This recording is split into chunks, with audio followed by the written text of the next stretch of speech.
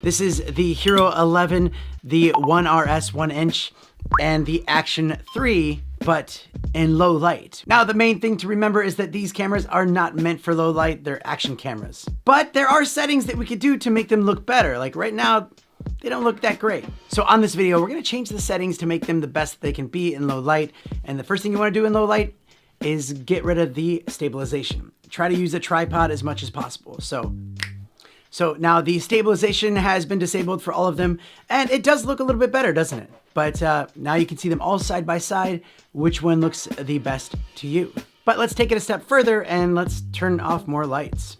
Okay, so it's really dark in this room. There's just a couple of little tiny lights around here, but now you can see the difference between all three of them. I have a feeling that the 1RS 1-inch is gonna look the best because it's got that 1-inch sensor and it does look better, but you never know. Okay, so it is dark outside, as you can see.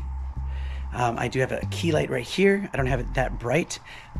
Stabilization is turned off, so it's gonna look a little bit shaky. But let's go ahead and just pop this on a table here. You're definitely gonna want a tripod or something like that in low light situations, but there's a key light right there, and now we can see the difference. It's really dark outside, but this is what you guys are wanting to know, which one looks the best in low light. Now, I will say that on the small front-facing screens, the GoPro actually looks the best, but usually when you take that and you make it bigger, you'll see a lot more noise, but maybe I'll be surprised. The Osmo Action 3 looks really dark, but it looks really crisp. But I'm anxious to see what the 1-inch sensor is gonna look like.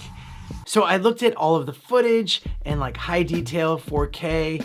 I didn't add anything to it as well. I didn't add any brightness or any saturation. It was all just like raw from the cameras. And this is where I'm actually torn because, well, they all kind of surprised me. But I think that the Hero 11 surprised me the most, especially in the studio when I turned off all of the lights and you could see the other ones were really hard to see. You could actually see a little bit more on the GoPro, which was really cool. But then when I was outside and just had that key light, even though the Action 3 footage was a little bit darker, it did look really nice. But again, it's very important to have that extra key light.